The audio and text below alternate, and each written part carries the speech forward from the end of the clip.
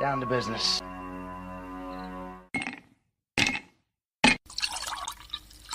When he drinks, he thinks. That's the nectar of the gods, baby. Hello, everyone, and welcome to the #1 liquid-fueled, liquid-lubricated show on the interwebs. This is the Whiskey Musings Broadcast. Tonight, I'm not drinking whiskey because I'm doing water. We've got a couple things going on. First of all, we're going to, believe it or not, you remember how last week I talked about how, at least up here in the Pacific Northwest, like our furnace doesn't normally turn on until after the Independence Day holiday. I was off by a week.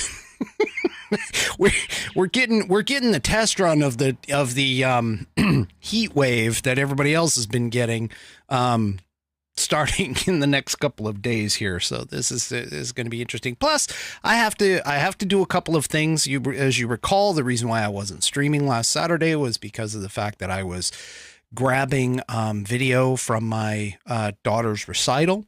And so because of that, I need to stay at least a little coherent to start working on that video. It's I've got to cut out certain parts and things like that. So unfortunately tonight, no drink. That's fine. I got to keep somewhat lucid, but hey, that just actually means that I'm paying attention tonight. So,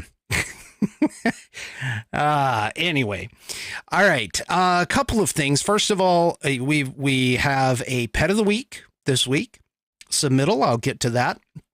And, do me a favor, if, just because I try to keep an eye on the clock, but if it gets much past, say, 8:30 p.m. Eastern time, 5:30 p.m. Pacific, just hit me up in the Rumble chat and let me know that, hey, it's time for Pet of the Week. I want to try and make that like the break period, just like sometime in half hour. I will try to keep it. I know last week I think I put it like toward the end, but it still got it in. And speaking of that, if I'm thinking of, and I've already had a few people say, hey, this is a great idea, and I've got one submittal already.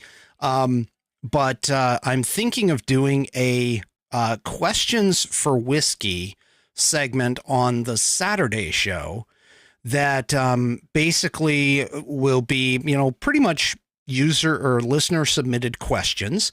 And the way this will work is if you go and submit your questions to the fans at whiskeymusings.online email, but put in the subject line questions or questions for whiskey, just to designate it what it is. And then you can also do that for the pet of the week thing as well. And I will pick 1, 2, 3, depending upon how many I get, and how quickly the answers are, but I'll pick a few of them and I will answer them on the live stream on Saturday nights. I do have a submittal already, but that's okay. If you want to go and submit, please submit. I'm also looking for more pets of the week. Obviously we've got tonight covered, but I am going to need some for next week. So do me a favor and submit those. All right. So let's go on to one of my favorite affiliate sponsors here. The Institute on the Constitution was established in 2004 as a 501c3 nonprofit with one singular mission: to restore the constitutional republic through grassroots education. All courses and materials are developed using primary source documents and taught from the American view of law and government, as defined in the Declaration of Independence in the following 3 key points. 1, there is a God. 2, our rights come from him. And 3, the purpose of civil government is to secure and protect our God-given rights. The IOTC offers the opportunity to educate yourself on our most precious founding document, the Constitution of the United States. They also provide tools to educate your community and get involved with local government. Start by taking their free U.S. Constitution course and go from there. Use my affiliate link, IOTC, that's India Oscar Tango Charlie, Whiskey Musings, all one word, all lowercase, .online to sign up. And while you are there, take a moment to look through their other course material and information.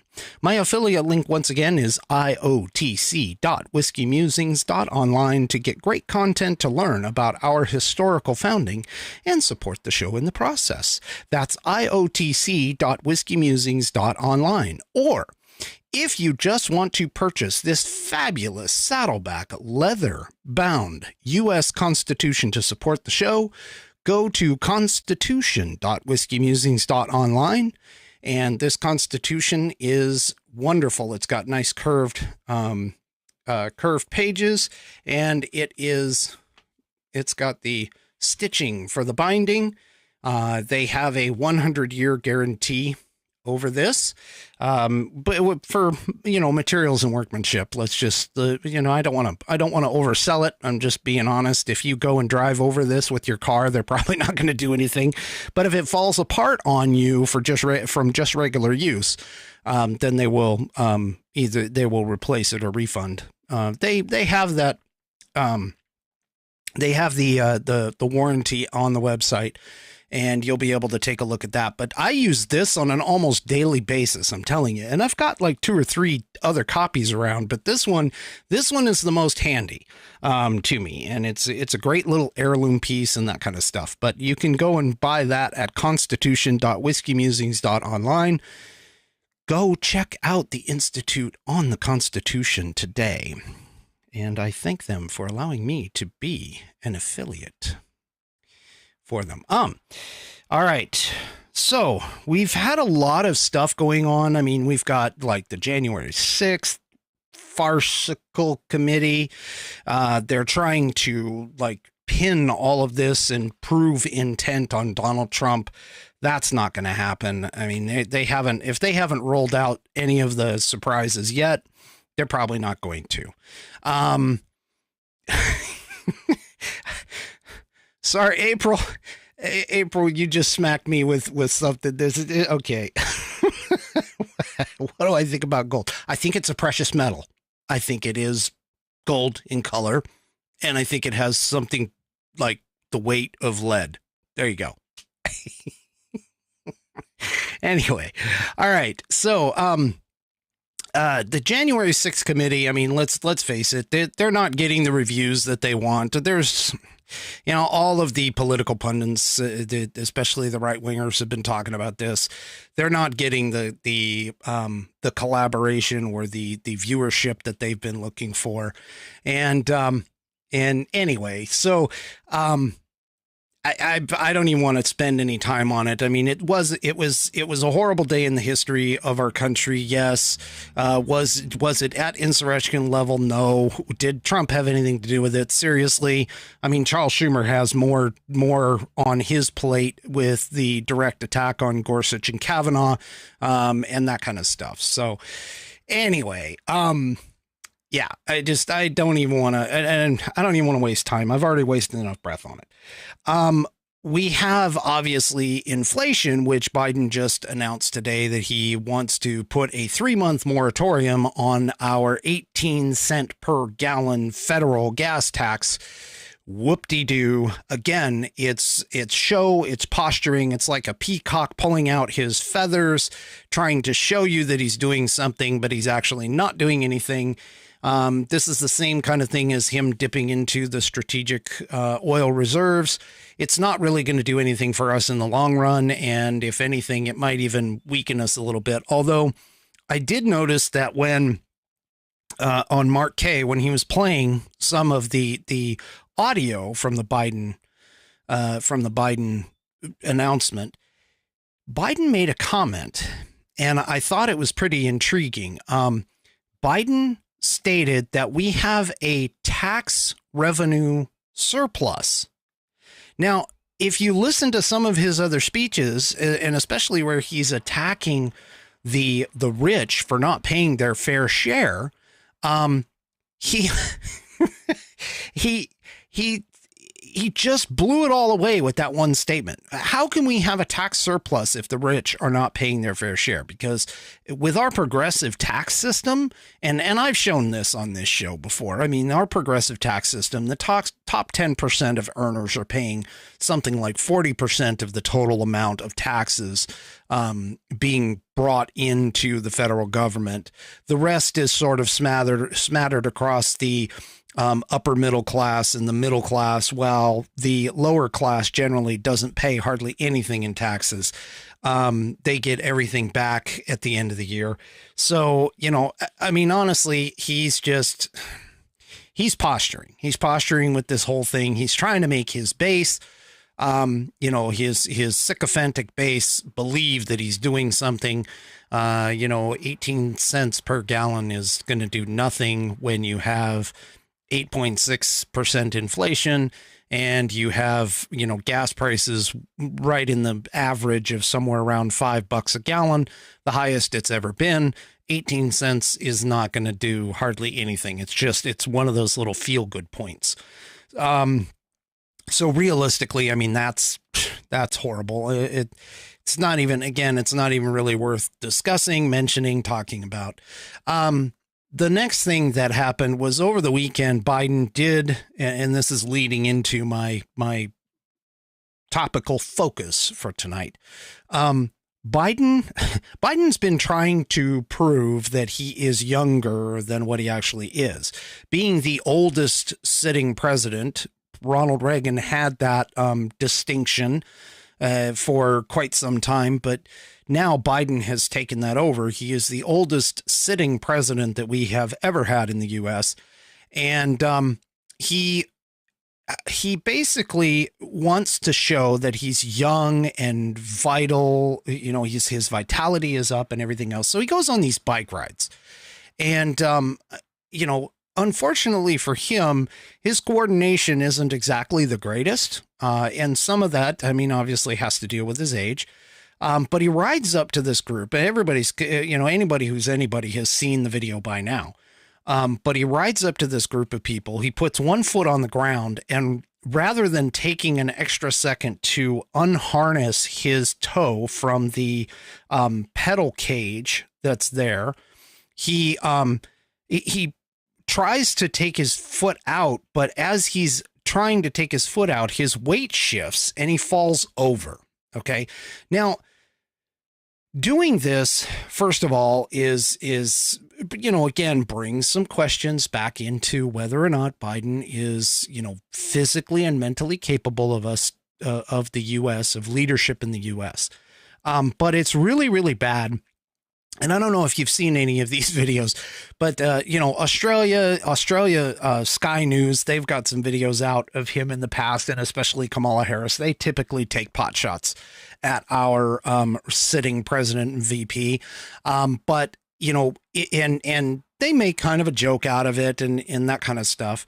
It is a little disconcerting that they're doing that. But I'm sure they did it to Trump as well, because there's pictures of Trump running around with, you know, I think toilet paper off of his shoe or something like that. I don't know how real that is, but, you know, I mean, memes are everywhere about our political figures and superstars and, you know, people that are supposed to be admirable. But it's kind of disconcerting when you have an enemy of the United States that is also using this incident in terms of the Biden bike fall, and they're using it in such a way to sort of emphasize our weakness. And they mock us. Okay. So let me show you this piece. It does come from Breitbart. I do try to I try to avoid, you know, right-wing newspapers and stuff, because for whatever reason, being a conservative kind of commentator, I'm going to call myself that, you know, using one of our own conservative media outlets is sort of kind of questionable. I mean, I like using left-wing stuff so I can really highlight what they're thinking. But let me just go ahead and show this to you. And I don't recall. Yep. Okay. So China apparently is using the photo of the Biden bike fall to mock our position on the tariffs. Now, for those of you that may not know, the Biden White House has been talking about easing and lifting tariffs that were put in by the Trump administration to kind of go after China or to punish China for some of the things that they have been doing. And I'll get to those things in just a second here. But the thing about this is that, anything in China, the People's Republic of China, their news is completely propaganda. And I can tell you this because I've experienced it. I went to Shanghai, and I actually was able to, the hotel that I was in had English written newspapers as a part of China's publicity.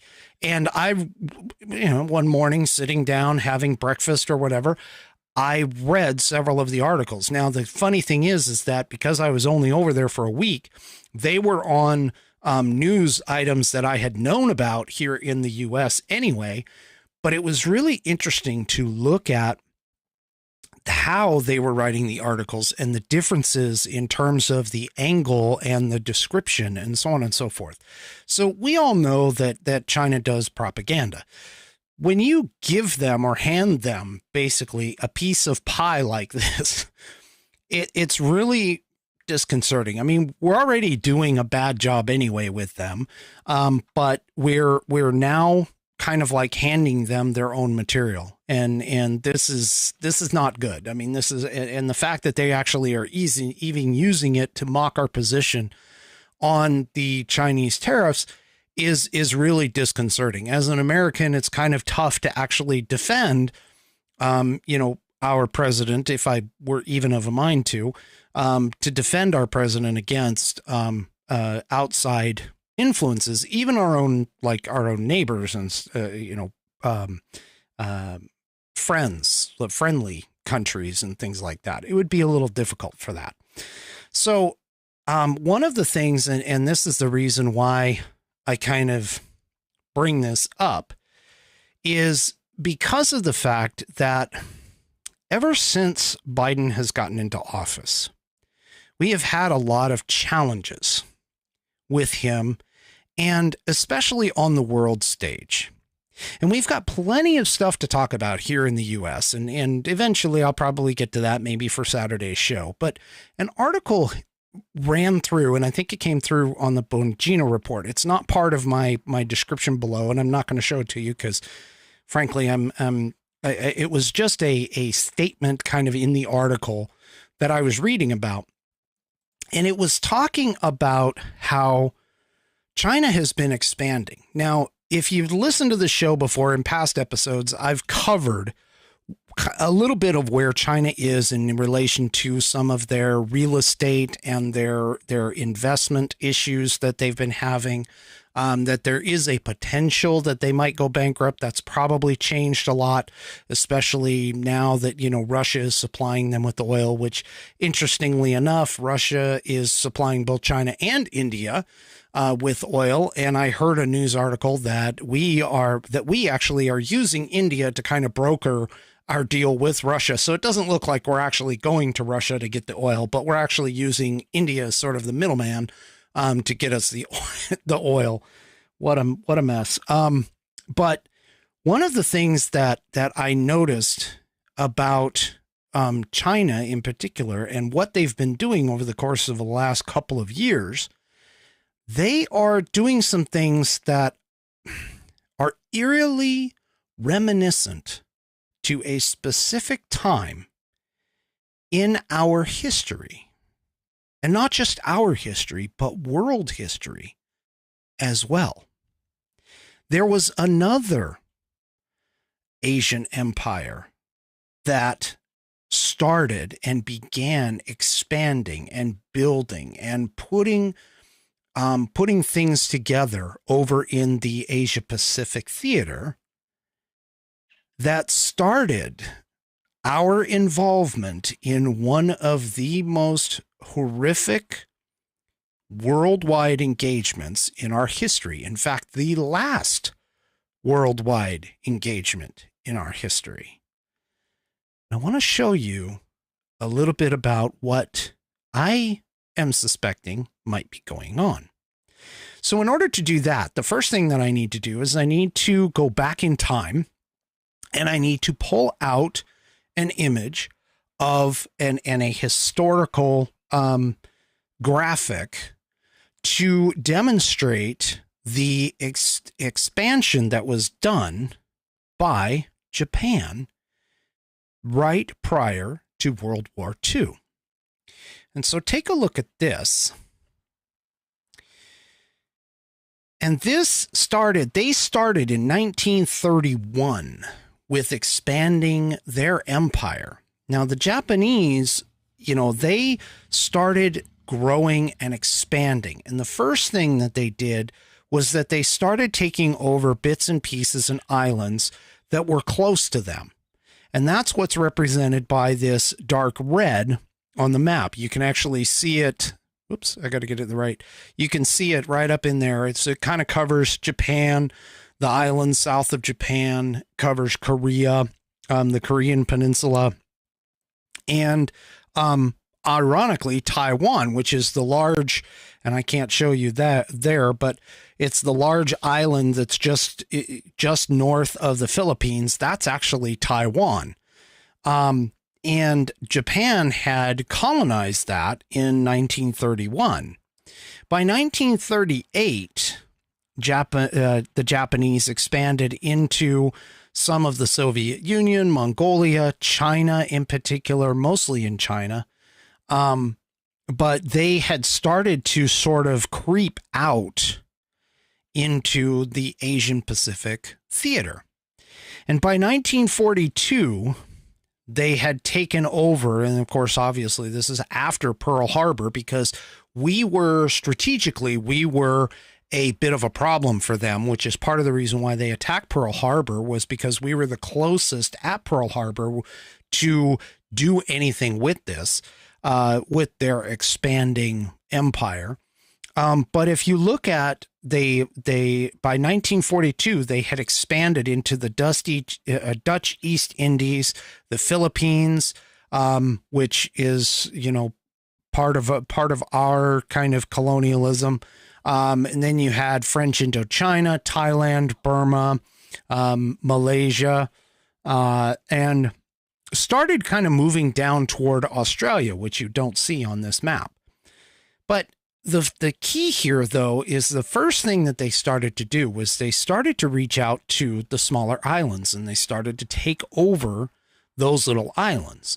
Now, the reason why I kind of bring that up is because of a disturbing statement that I saw in that article.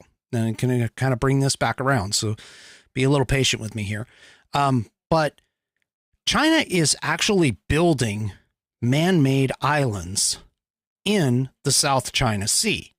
Now, to be fair, they've been doing it for probably the last 3 to 5 years, but they're really making a bigger push for this occupied territory. And so it's part of as part of their threatening of Taiwan, they've been ramping up their navy. They've been ramping up going after some of these islands. And so I thought that I would just kind of show you this.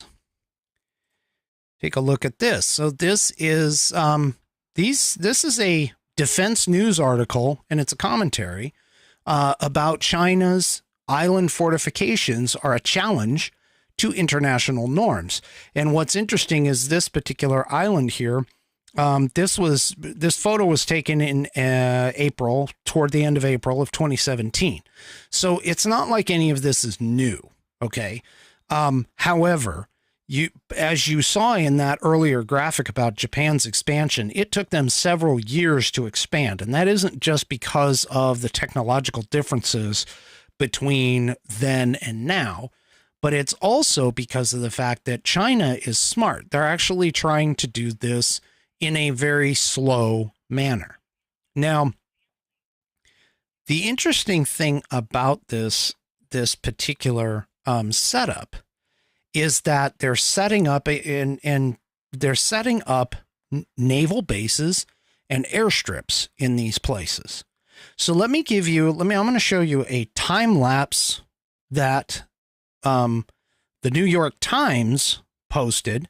So this is an island, and by island we basically mean it's like a coral reef. It's a shoal. So here, this is what it looked like, and I don't know where they got this image. I'm guessing. Let's see, what do they say here?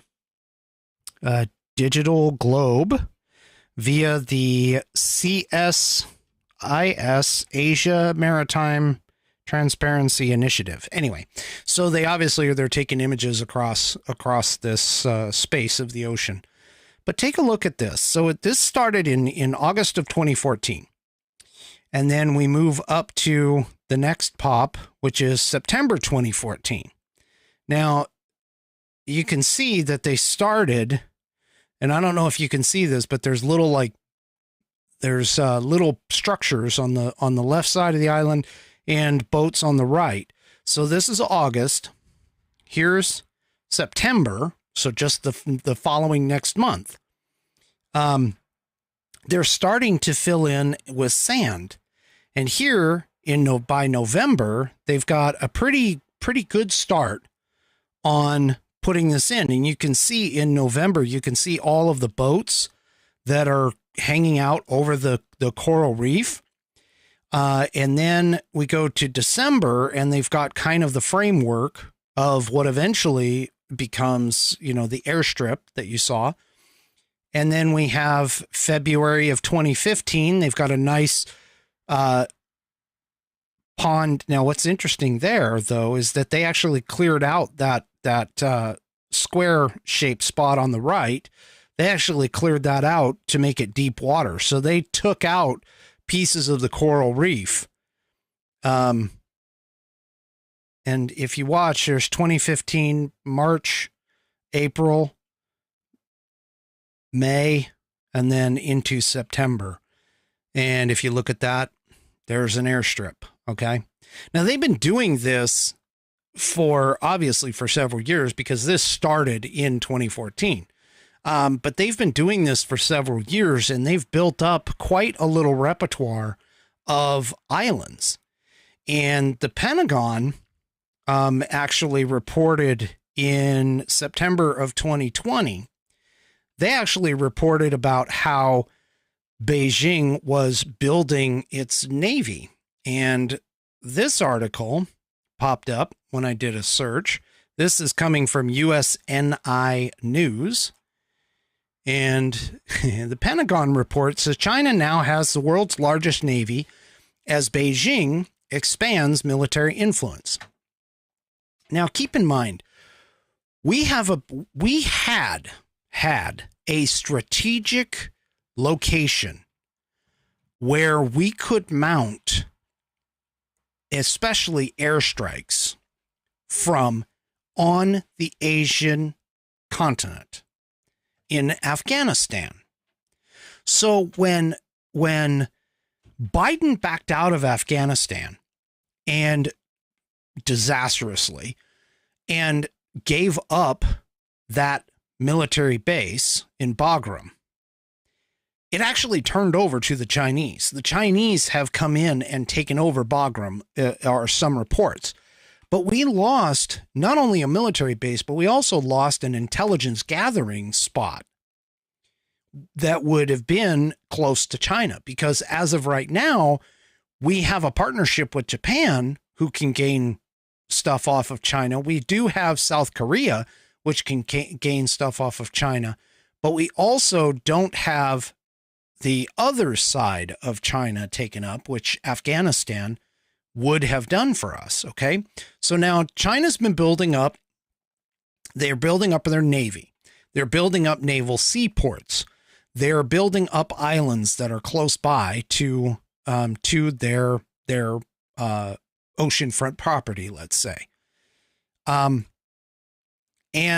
In doing so, while they're building up these islands, they're also doing, and this is happening quite a bit. It's been happening for a couple of years now, but they're also sending large incursions of warplanes into Taiwan's defense zone. Now, I talked about last Wednesday how Taiwan is very crucial to not only U.S. interests, but also the interests of the world, especially in dealing with things like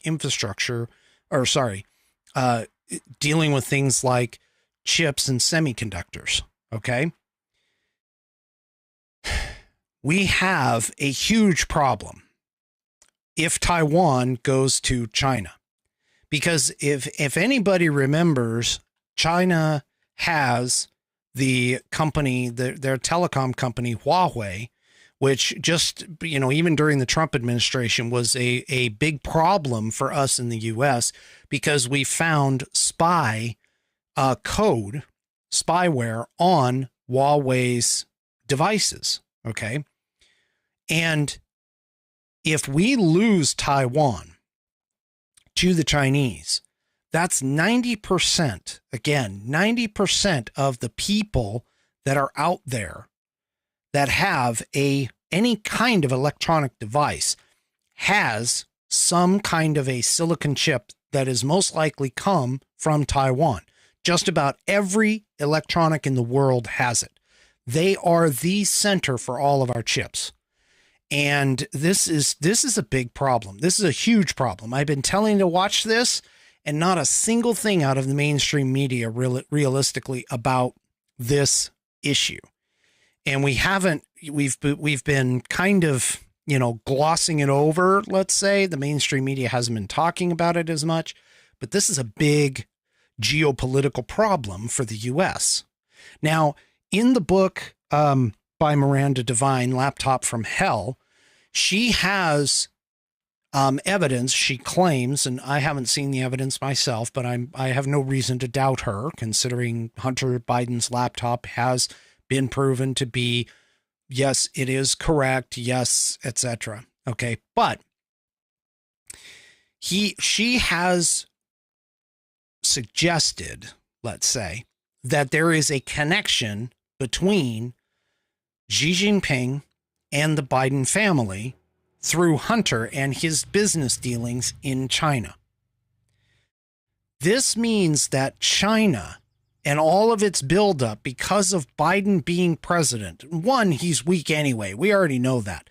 But he also likely has business dealings and business ties with certain influential people in China. And so this really seriously becomes a huge problem for us when it comes to our silicon chips. I can't say this and stress this anymore. We are in a very volatile situation when it comes to China and Taiwan. And especially with the pullout that we had from Afghanistan, now how we're handling the Russia-Ukraine conflict, which honestly, we're not even really handling it because we put sanctions on Russia, and now Russia is gained even more money because the ruble is actually doing better than the U.S. dollar in world markets. So we've gotten all kinds of challenges going on within the world stage, all because our president is deemed as being weak and vulnerable. Okay. So before I move on to my next part of this particular thing, I just noticed I tried to stay on for the night. Let's go ahead and do. Please check your mailbox. A new message has arrived. All right, so we're going to check the mailbox for the pet of the week. And tonight's submission comes from WGrow508. And I will not use people's real names until or unless they ask me to. But this is submitted from the user. I want to cut that off. I want to pop this up so that everybody can get a good look. This is Bandit, and that's Bandit with 2 T's at the end. And this is, looks like a very furry puppy. I'm going to guess, and correct me if I'm wrong here in the chat here, Wayne. Okay, since he gave me permission. So correct me if I'm wrong here, Wayne, but this is a shepherd mix of some kind. He doesn't look purebred to me, but I'm not necessarily a dog expert. But this is Bandit, and I believe he is a shepherd kind of mix. By shepherd, I mean German shepherd, not like Lassie kind of shepherd. American shepherd. There we go. I'm corrected here. This is, so this is American shepherd, Bandit. And we have also submitted by Wayne. We have the other young, hyperactive, playing with a ball, Toby. And Toby is also, it looks like Bandit was also mixed with Blue Heeler. That's a very interesting mix. That is a very interesting mix, I got to say. But this young man looks like he's ready to play with his ball and is ready to take on the world and has the energy to match just about anyone in terms of play. Unlike my puppy, who plays for maybe 10 minutes and then says, yep, that's it, I'm done. Anyway, so thank you very much for your submission, for sharing Bandit and Toby with us. I do appreciate that. That is this week's Pet of the Week. To submit your photos of your pets, please send them to fans, FANS, at Whiskey Musings, all one word, all lowercase, .online. That's fans at whiskeymusings.online. And you can put in the subject line pet pics so that I can grab it. And then also do me a favor, put in the pet's names, as well as which picture they go to. And then if there's any other relevant details that you want to share, that you want me to share, we can go ahead and do this. Also keep in mind that if I'm going to use a particular name on air, you got to let me know that I have permission to do so. Otherwise, I'll just use your screen name or whatever. So that is Toby and Bandit for tonight's Pet of the Week. Thank you, Wayne, for submitting them. Thank you for sharing. That's great. All right. They are absolutely wonderful. I love seeing pets. I really do. I mean, you know, we were talking about it in the chat at the Mark K show today. I actually have 2 cats, 1 dog, and 3 horses. Maybe eventually, if I get desperate, I'll throw pictures of them up. But anyway, the point is, though, that I'd like to see your pets. I see my pets every single day, especially when I feed them. But I want to see your pets. So do me a favor, submit. I currently, that's the last one that I currently have in, but that's a Wednesday night thing. So you've got a week. Go and take pictures of those pets. I put them in patriotic gear. I love patriotic stuff. You know, we did show off Bubba. The first pet of the week, and he had some patriotic stuff going on. And I like that. Because, of course, we support our military and first responders here on the Whiskey Musings broadcast. Okay. Getting a little dry mouth.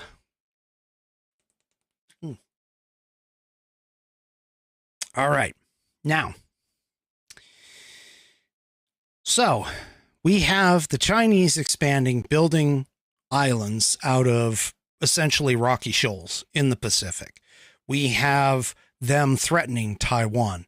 What else could go along with this expansion that might be happening? So we have this that is occurring.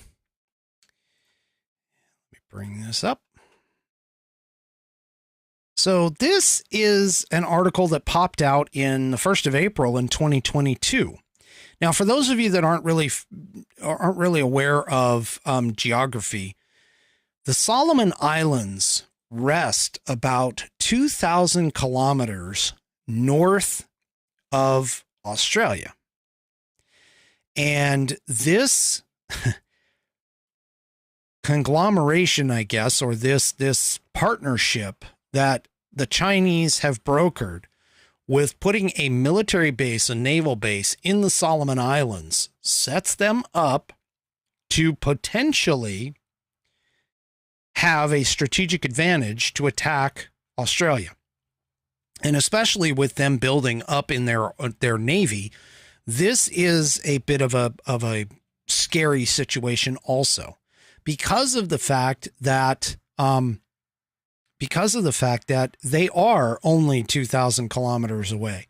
For those of us who use the imperial system rather than the metric system, I am not necessarily going to try and do the conversion. I suppose I could if I really wanted to, but it's kind of tough. But let's just suffice it to say they are definitely within striking distance of at least the north side of Australia, and that would be a bit of a problem. It would definitely be an issue for us. The other thing that I've also, or for the Australians, the other thing that I've also seen running around in certain articles that are outside of the mainstream media here in the U.S. is that our Navy has been running sorties, exercises through the South China Sea and the Strait in Taiwan in order to attempt to make a pass at making sure that our interests are known and that the international waterways are kept in good condition to allow trade to occur. And apparently the Chinese Navy has been sort of threatening us and pushing us and trying to, I won't necessarily say engage with us, but they are pushing the boundaries, the limits of what we would consider an aggressive act.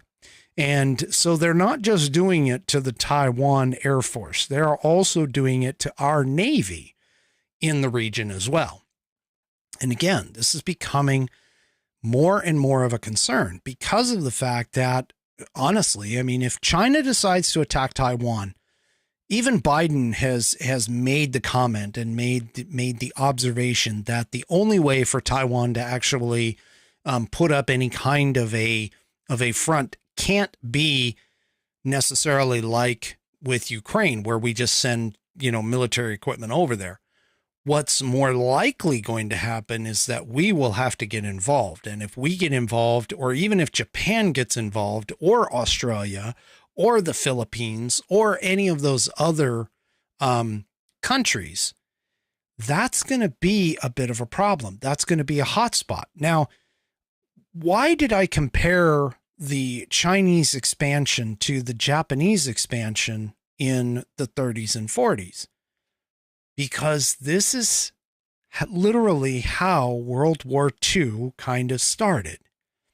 You had an aggressor in Europe, Eastern Europe, that started taking over parts of Europe. And then you had an empire that had been building over in the Pacific and taking over some of the smaller islands and smaller areas that were within their grasp.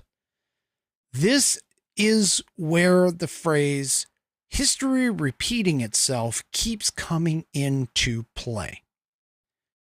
And I'm going to be honest with you, I'm kind of nervous. As well, I think all Americans who are actually watching this stuff should be. Because not only do we have this kind of a problem with the Chinese, but we also have another area of the world that was at one point, under Trump in particular, was fairly peaceful. That's now reared its head yet again. And that is dealing with the Middle East, in particular we're dealing with Iran. Now, for those of you that don't remember, Trump pulled out of the Iran nuclear arms deal. And the reason for that was because he didn't feel, rightly so, that Iran was going to keep to its promises.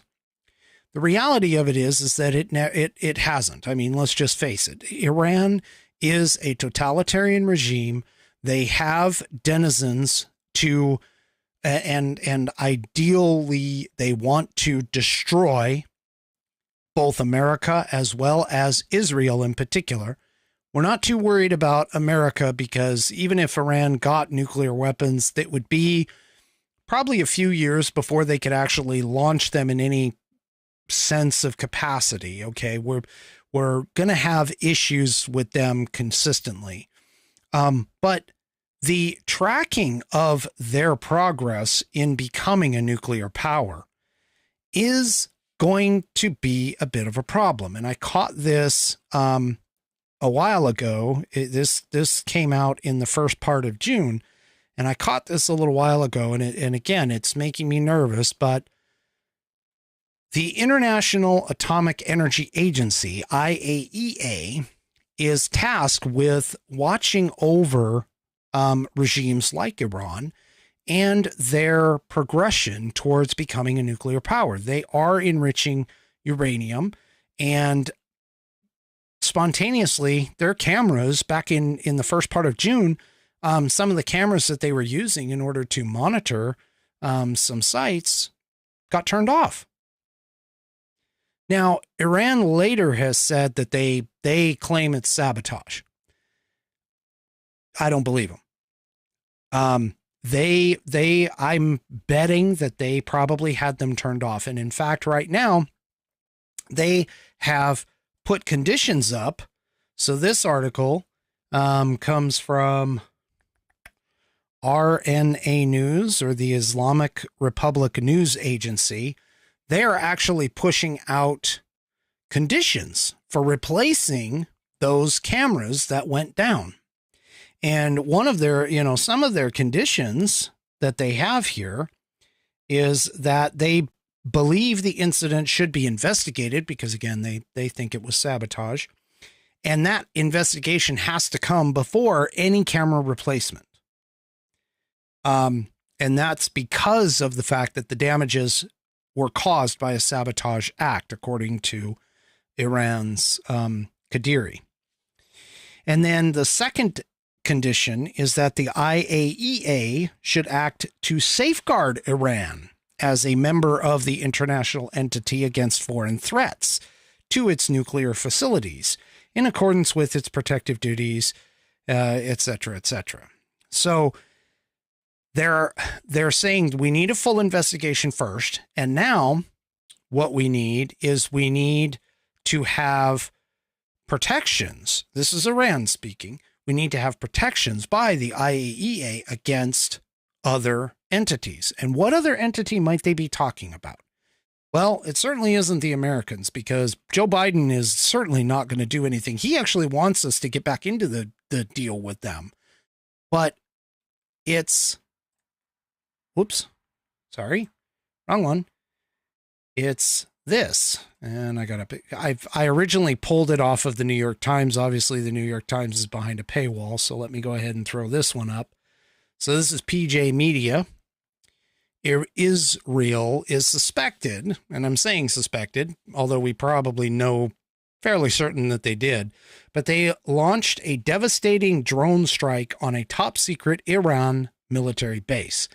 Now, this military base actually housed a couple different divisions, one of them being the nuclear capability. And according to this article, the attack was not centered on the nuclear side. However, it was still an attack on a Iran military base that was top secret.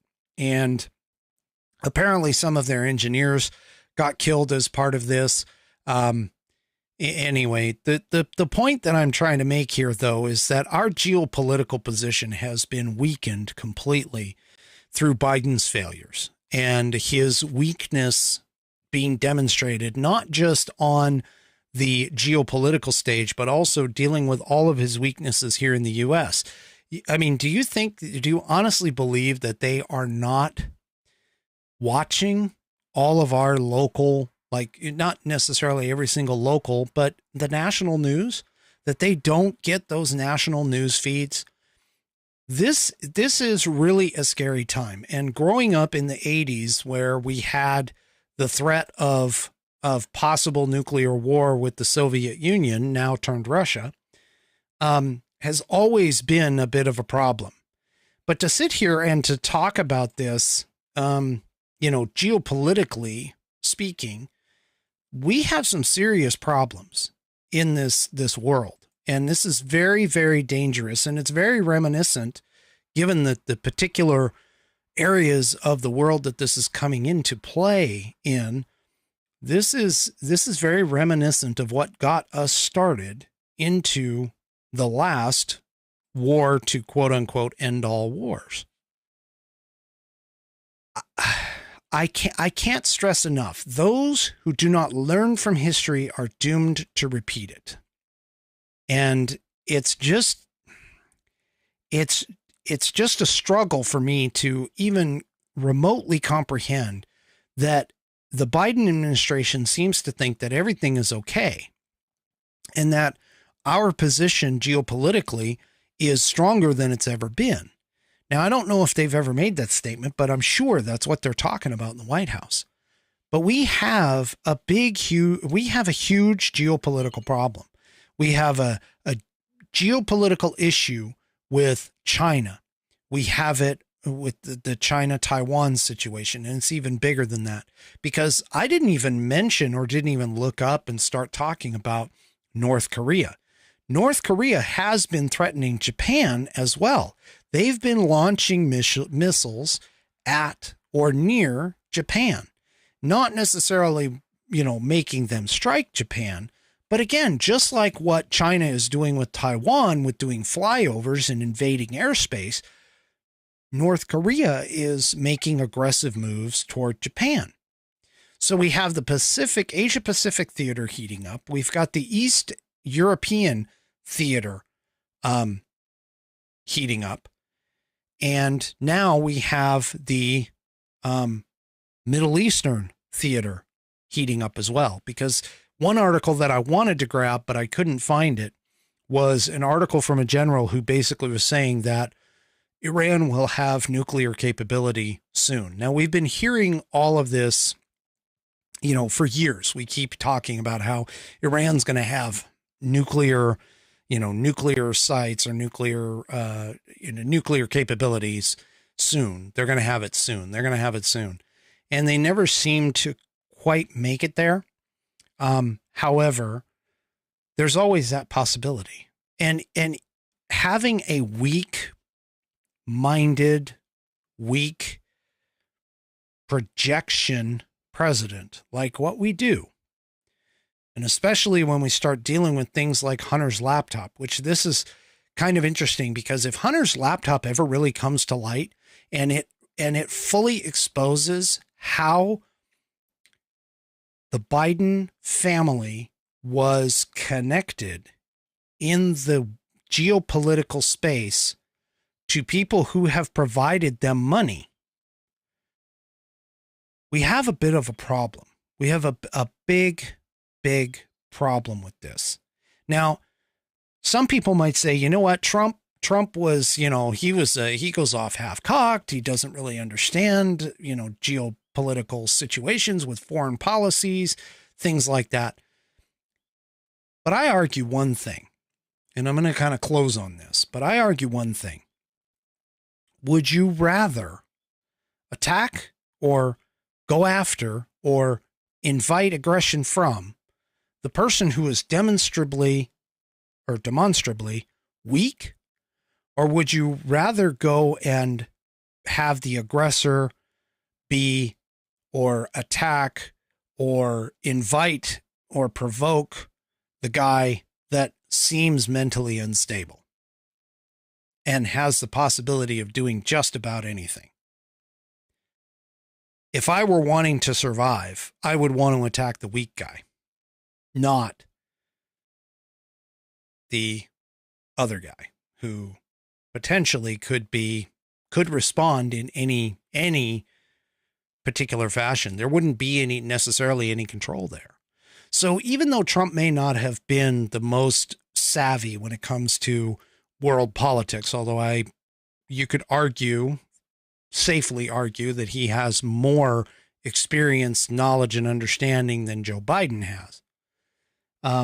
But Trump was definitely making the world safer just by his presence, because of the fact that he had that understanding, that reputation of being a bit of a maverick.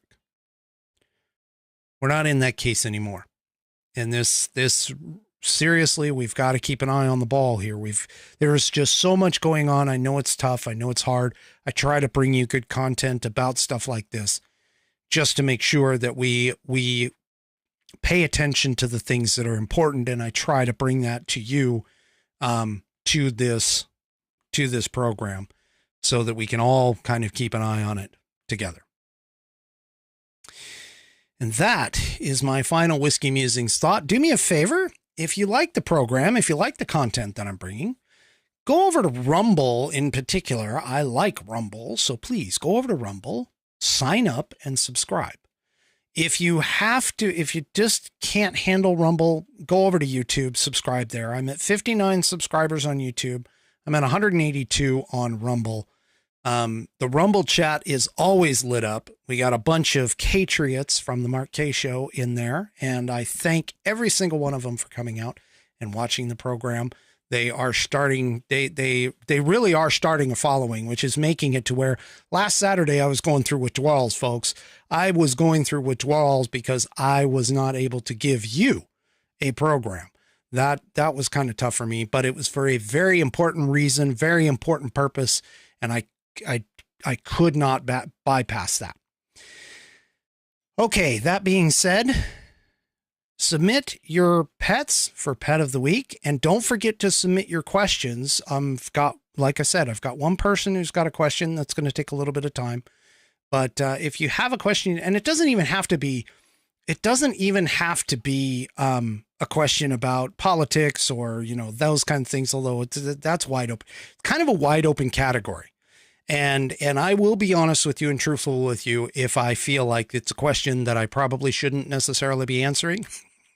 I will definitely tell you that. But send in those questions to fans@whiskeymusings.online. Put in the subject line either questions or questions for whiskey, and we'll see you Saturday with that new segment, hopefully, on the Whiskey Musings broadcast. Have a good rest of your week, folks, and we'll see you Saturday night. Good night, everybody.